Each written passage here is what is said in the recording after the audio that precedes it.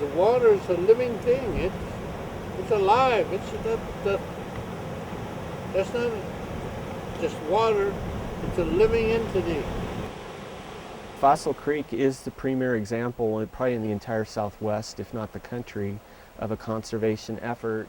Native species are critical to keeping that wild character of our wilderness areas. Basically, the fish serves as a thread that connects wilderness, a wild and scenic river, actually two wildernesses, a wild and scenic river, as well as a threatened and endangered species. When you have a river system that is full of non-native species, you can't start in the middle. You have to start at the upper end. That's frequently in the headwaters where we have wilderness and wildly scenic rivers. So these are critical places to start our efforts. It has very strong potential for really exemplary native fish restoration. So this has been really exciting to reintroduce native fish to the Fossil Creek wilderness and wild and scenic river.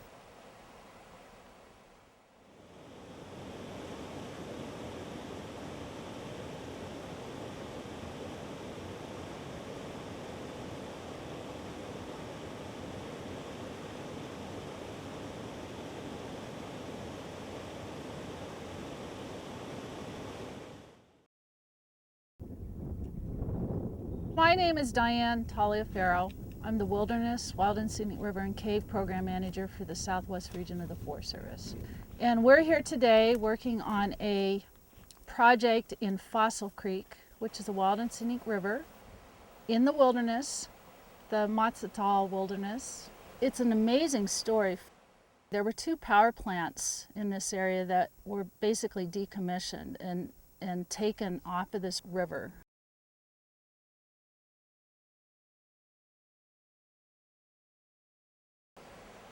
My name is Janie Ajagush. I'm a wildlife biologist on the Red Rock Ranger District of the Coconino National Forest. And Fossil Creek was diverted and run through a series of flumes to generate power. And the flumes carried the water to Irving Power Plant on Fossil Creek.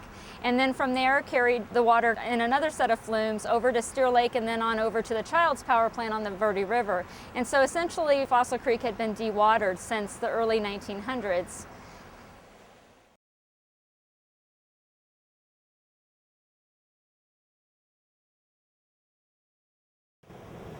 It was a great joy the day that we went up there. The elders went up there where the dam was, and the gates were opened that day. When APS opened the gates, they all took their stones and they gave an offering and they blessed the water, and the water blessed them. So this is a very special place. Many of our ceremonies, as I said, started here. This place up here was a dance ground. We've talked before, this is my aunt here. Her relatives by the name of Balloon used to farm right down here. We have many origin stories, many ceremonies that started here in this place. That's why it's special to us. We say, Nekodiyini. As close as I can translate that, means the land, the holy land.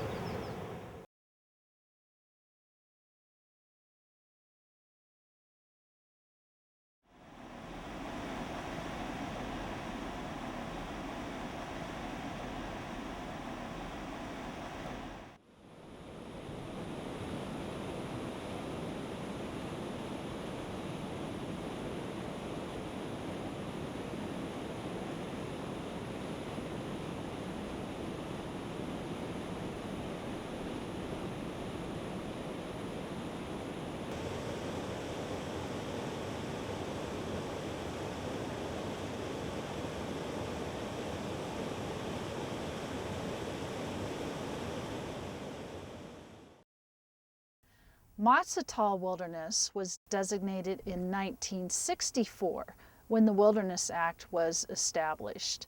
And there was an addition also made in 1984 to the Motts Atoll, which added more acres, 45,000 acres, which incorporated part of the river corridor.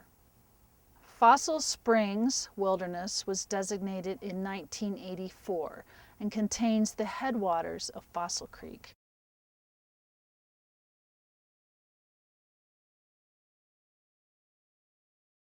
Before full flows were restored to Fossil Creek, all the biologists with the Arizona Game and Fish, the Forest Service, the Fish and Wildlife Service, and the Bureau of Reclamation worked extremely hard in the fall of 2004 to restore 9 miles of Fossil Creek to a native fisheries.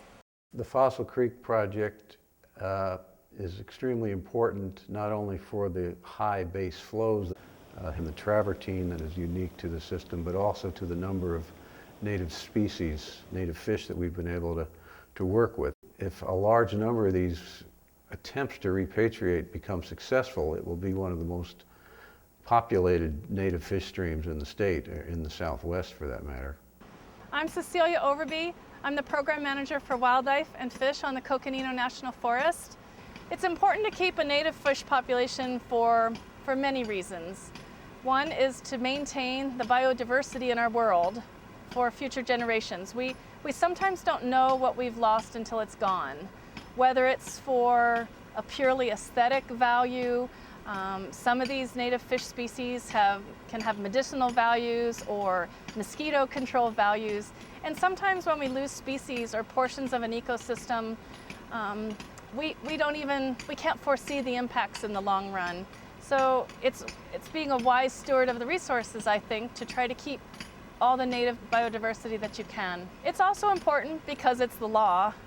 You don't like to think as laws driving everything, but it is the law to maintain biodiversity and to maintain native species in wilderness, to keep species from becoming endangered or extinct, as well as to remove them from the list of endangered species whenever we can. So for a lot of these reasons, it's very important to keep as much as we can of our native biodiversity.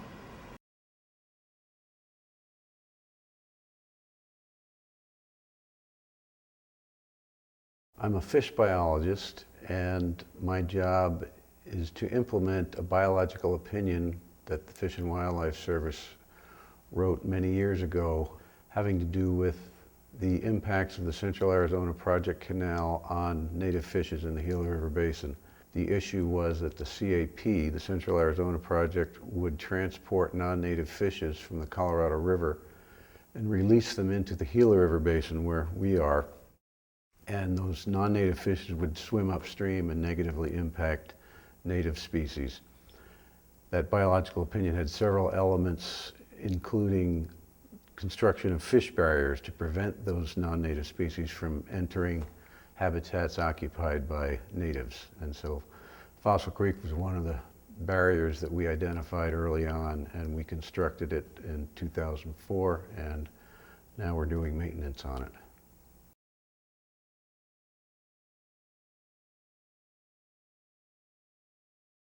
With native fish, our main management tool to keep systems native is to block non-natives from moving upstream from larger tributaries and coming upstream into the smaller tributaries.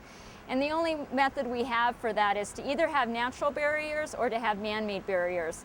And we don't always have the natural barriers, and so when we don't, we need to build a barrier to ensure the continued existence of that native population of fish.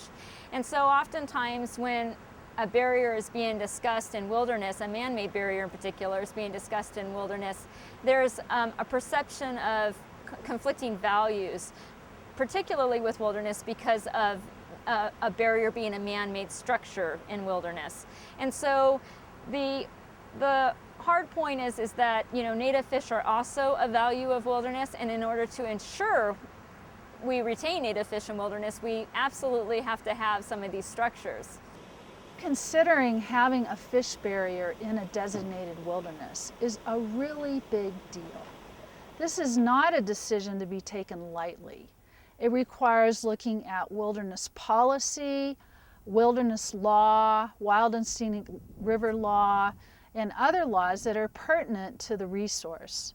In this particular instance, this fish barrier had to be approved by a regional forester with oversight from the chief. We manage the fish and wildlife throughout the state with our cooperators, including the land management agencies and, of course, the Fish and Wildlife Service for the listed species. The Southwest has very few opportunities for fish conservation. Wildernesses particularly, not necessarily because they're the last great place or because they're particularly wild, but because they're also in canyons, in the headwaters. These are the areas where a lot of these fish have their last populations that are relatively strong, or places that we can renovate.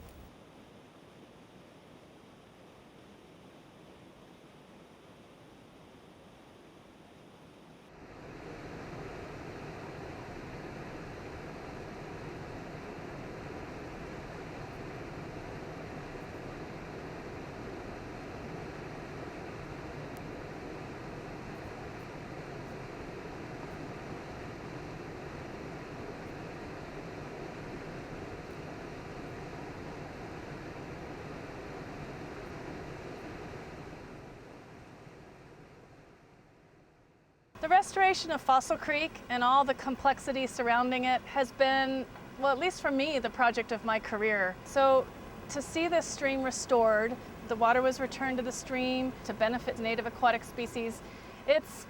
I can't even say the words how important it's been to see this happen, just because of the rarity of our native species and how imperiled they are. I think it's a really significant project. And Fossil Creek was designated as a wild and scenic river in 2009.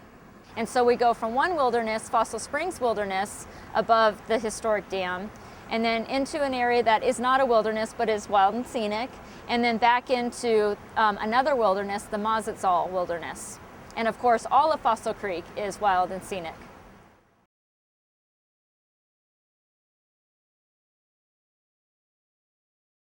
In the fall of 2009 and the winter of 2009 and on into the spring of 2010, we had some pretty severe flooding. And that was exacerbated because Fossil Springs Dam had been lowered 14 feet and the channel above that was very unstable. It had not equalized to its new elevation. So there were raw banks and exposed boulders, lots of sediment. So the extreme flooding that we had combined with the unstable condition above Fossil Springs Dam resulted in lots of boulders and cobble and sludge moving down the system. And when it came down below the barrier, there was a plug that was formed by a big boulder when it wedged in with several other boulders. And when that plug formed, it slowed down flows enough behind it that the big stuff and small stuff was able to precipitate out, was able to, settle out. So we just had a slug of boulders, cobble, gravel, sand, everything, all the way up to the fish barrier. And unfortunately, that allowed fish passage from below the barrier to above the barrier. And one of our Forest Service river rangers came down to the site in the summer of 2011 and noticed that there were non-native fish above the barrier. And as soon as he noted that, he came back to the office and told our forest fisheries biologist, Mike Childs. Mike Childs contacted Arizona Game and Fish. They surveyed. And from the time that they gave us indication there was non-native fish above the barrier, it was only 37 days until all the agencies had pulled together a plan to install a temporary fish barrier 3 miles upstream. That was as far as non-native fish had been detected with intensive, rigorous surveys. So in 3 days, biologists from many agencies built a temporary fish barrier outside of Wilderness 3 miles upstream of here, and that's right now containing the non-native fish. So we have them contained. We need to fix this barrier once we've moved all this rock out of here and restored the flow to the pre-2009 flow pattern. We also need to do a little bit of concrete work. And once we've done that, then we will treat those 3 miles and have, once again, 9 miles of a native fisheries.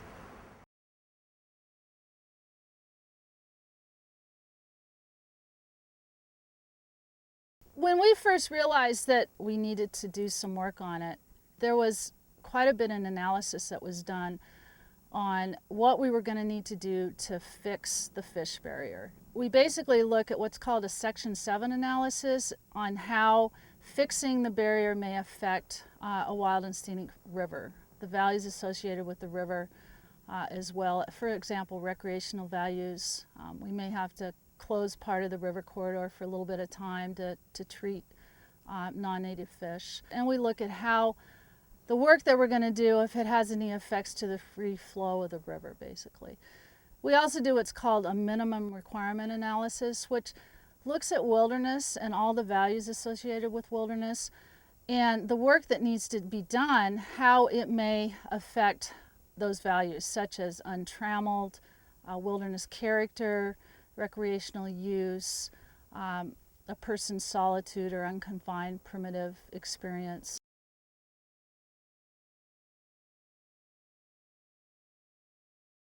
As a federal agency, any action we are proposing to undertake is subject to the National Environmental Policy Act, which was a law signed into law by Richard Nixon back in 1970.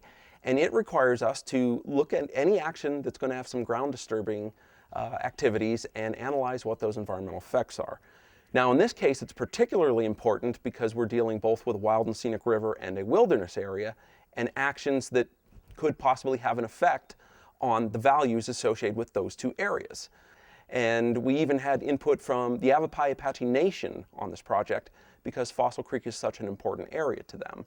And the public involvement is key because it's a time when anyone can just provide their comments, concerns. It could be support for the project, just general expressions of support, or even they could produce ideas that we hadn't even thought of that we might want to try and evaluate for incorporation into the project.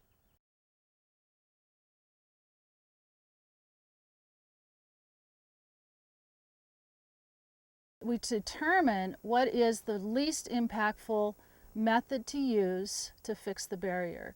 In this case, we've got a crew right now that's using primitive tools and skills such as blasting, doing a lot of work with tools that use by hand.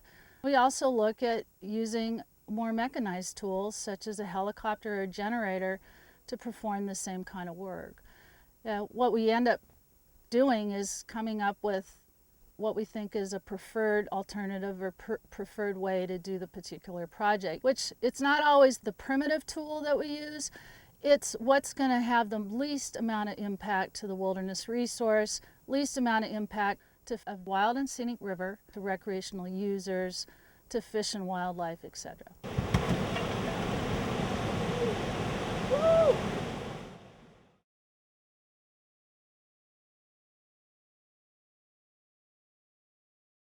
So this project consists of 4 phases. The first phase is related to big rocks, boulders, woody debris that we need to move and clear so we can repair the fish barrier. So you can see the workers working at the base of the fish barrier. So from this point on down to the Verde River, this contains a lot of our non-native species that have such big impacts on native aquatic species.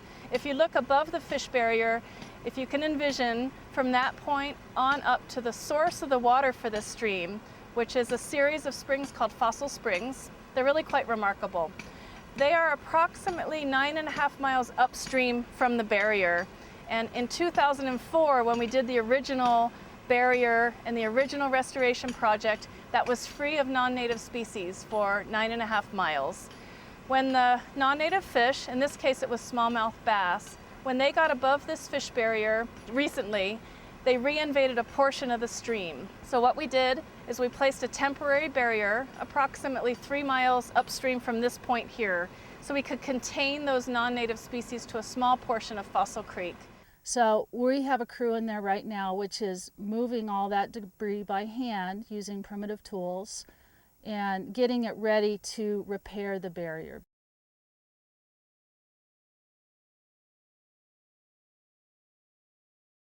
The Forest Service has a legacy in relationship to primitive and traditional skills, and that could range from using stock, knowing how to use a crosscut saw, knowing how to build bridges by hand, rock work, all those things. And we're finding right now in the Forest Service that we're losing people that have these skills at a very fast rate.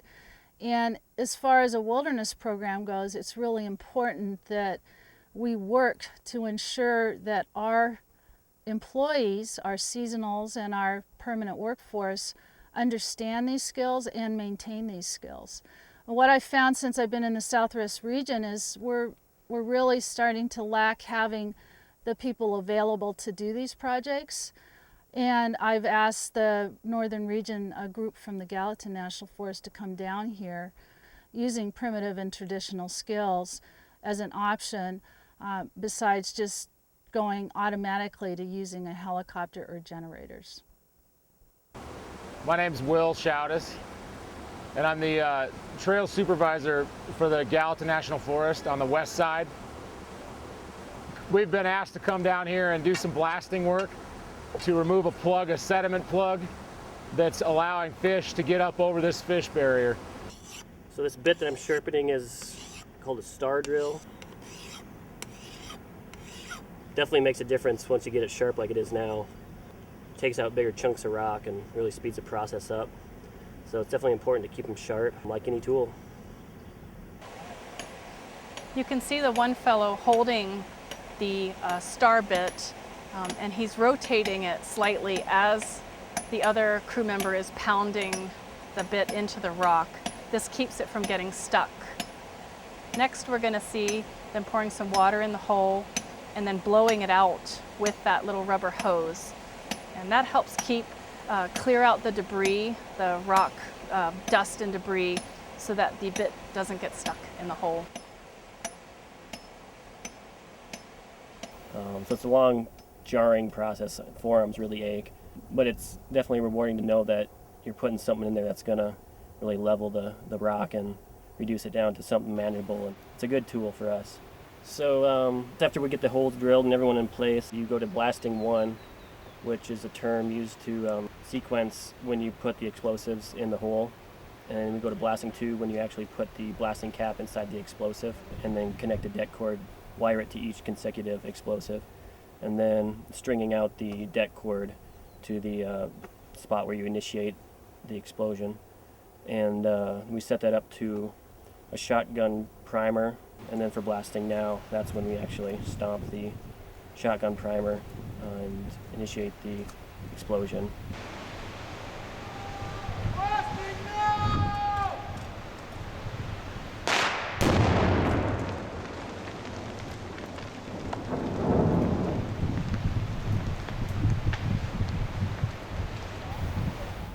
And then we check it to make sure everything went, make sure there's nothing left smoking or unexploded, and then it's clear to come in and start cleaning up.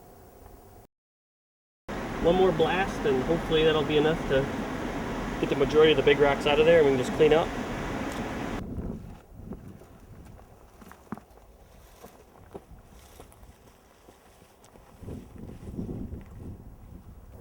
Yes, sir. I'm in position at guard station 2. Is it all right if Libby and Cece stay here for the shot? You got hard hats on? That's affirmative. Yeah, that's good. All right. All right, all guards stand by. We're going to start loading. All guards clear for blasting now. Guard 1 clear for blasting now. Guard 2 clear for blasting now. Guard 3 clear for blasting now. Blasting now!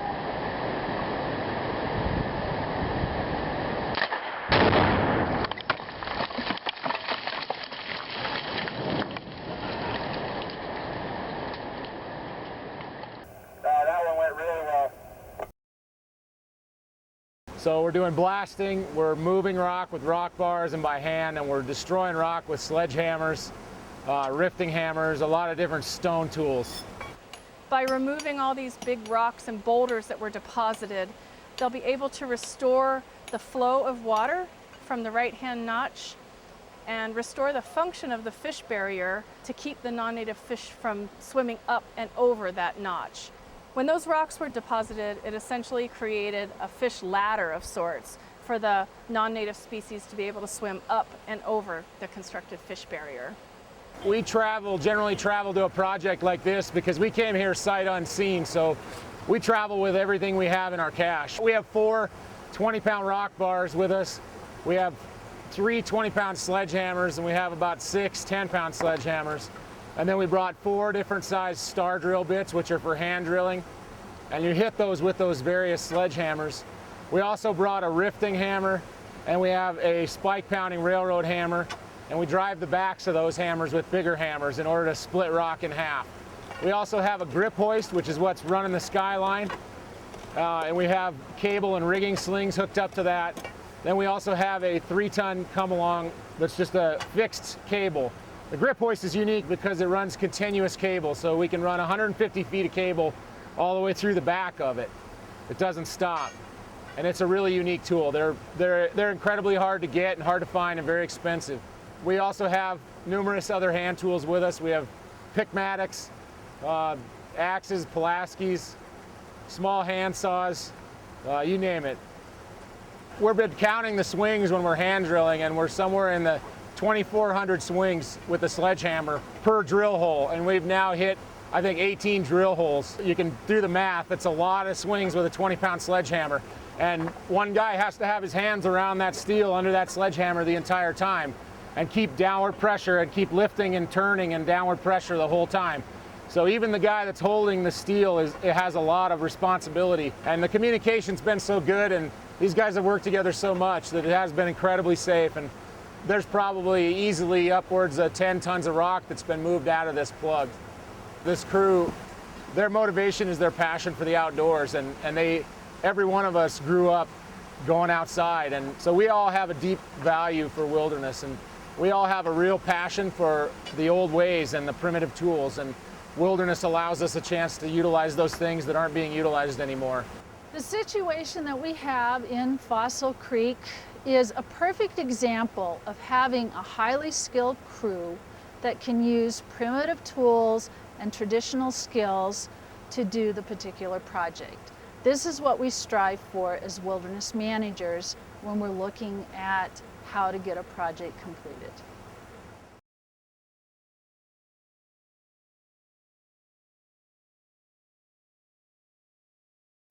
Those floods also did knock out a portion of the abutment to the notch in the right-hand part that you see. The fish barrier itself was not damaged in those big floods, but it knocked out a big boulder, even a chunk of bedrock that was helping to anchor that notch, that concrete plug that we have in the bedrock. So the next phase of the project is going to involve replacing that natural rock with a concrete structure that is going to be colored and textured and made to look as natural as possible in the form of a boulder. And in 2004, when we did the original barrier, we chose to fill the 3 notches in this bedrock with concrete to help with the natural looking part of the barrier. We could have put a bank-to-bank structure pretty much straight line across from one side to the other in many other places in the stream. That would have been a lot easier to construct and a lot cheaper to build. But because of the wilderness values and we wanted it to really look natural, we chose to go this route.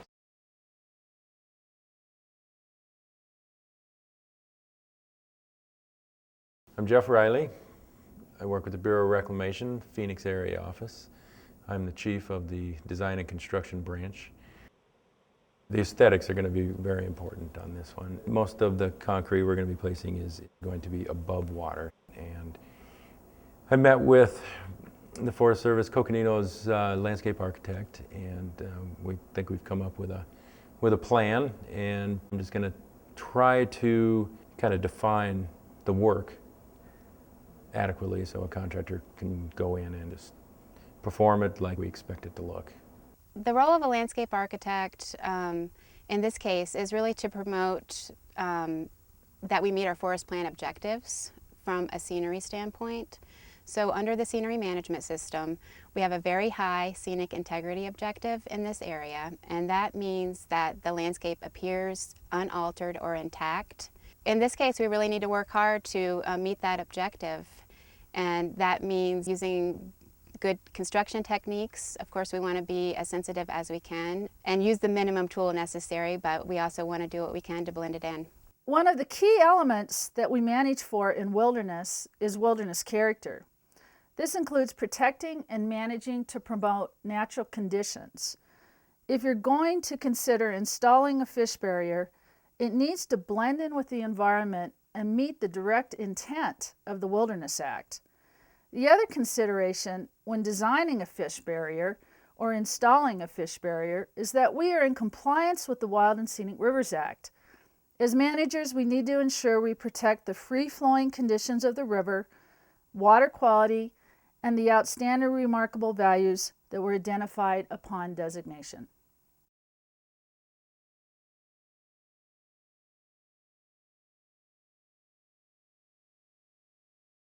The third phase is we'll treat the fish with rotenone.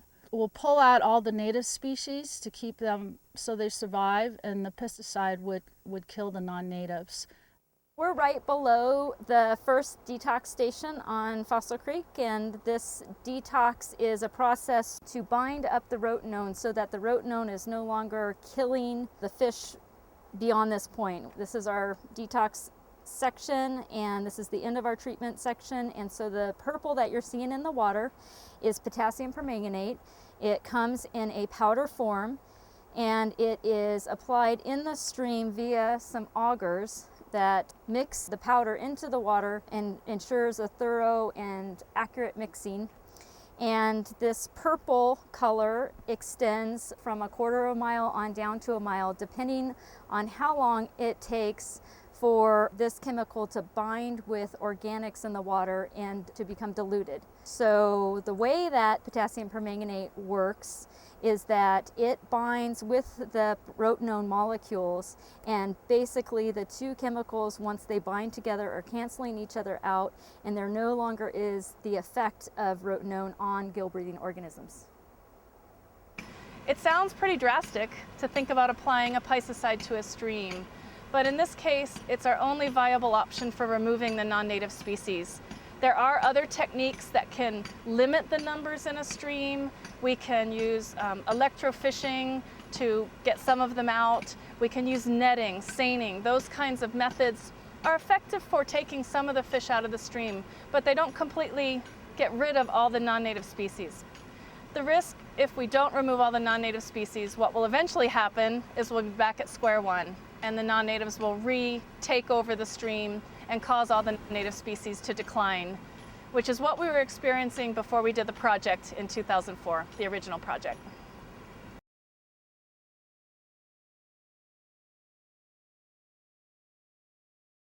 Then the last step would be we'd remove a temporary fish barrier that we installed last summer, basically to keep non-natives from moving any farther upstream on Fossil Creek.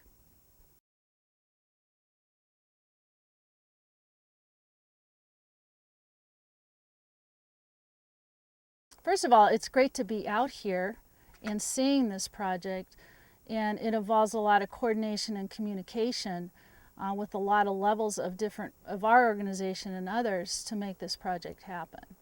It's taken a lot of agencies to get it done, and over a long span of time. It's something that we like to use as an example for other parts of the state as well. This project has been a really amazing collaboration among a bunch of agencies and a bunch of people that have been involved in Fossil Creek. Well, the Forest Service has gone along with us hand in hand on this.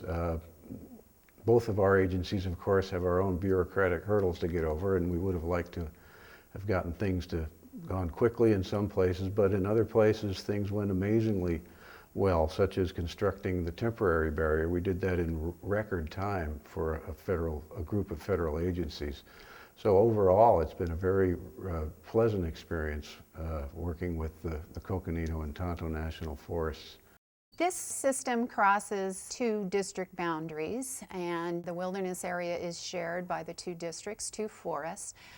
So I work very closely with the district ranger on the Tonto, Angela Elam, and our forest supervisors have delegated that, the day-to-day business of taking care of Fossil Creek to us. So we talk weekly, keep each other informed, and then the employees, we look at which employees are available to help out on the projects on either forest, but we try to take that multi-forest approach. In addition to that, we have other agencies that are very involved and interested in the project, and the Bureau of Reclamation has been a huge player. Fish and Wildlife Service is, of course, actively involved in the project, as well as Arizona Game and Fish. So keeping those communication lines open is really critical. We did form a stakeholder group, and that's a way to communicate to a large group of people, including the Yavapai Apache Nation, Sierra Club, Arizona Wilderness Coalition, and American Rivers, just to name a few. They were all very involved in the Fossil Creek project and continue to be interested in what we're doing.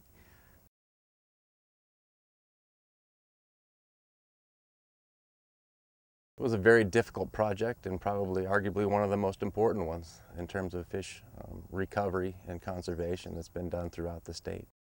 Well, primarily the Wild and Scenic River Act and the Wilderness Acts were significant challenges to the project. Obviously, to get something complex like this constructed in a wilderness area, and the Wild and Scenic River Act was a similar challenge, adding additional analyses that we wouldn't normally have to do, but everything turned out well, and so at this point we hope we have aided the conservation of those values important to both the Wilderness and the Wild and Scenic Rivers Acts.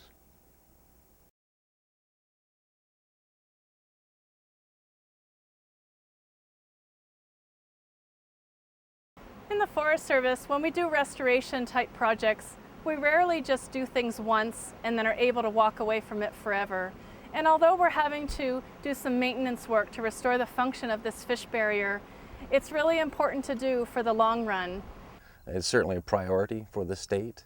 We will continue to monitor it and then try to, in examples like when we have bass that have come up recently, we will do our best to try to repair any damage that's done over time.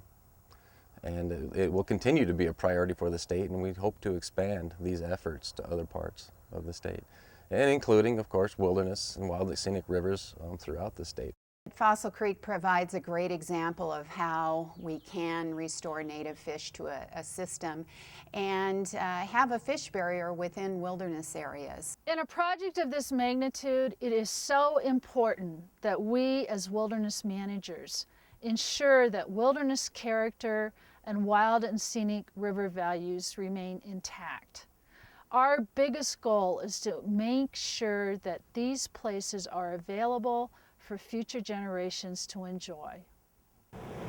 We don't own anything. We're just stewards of it.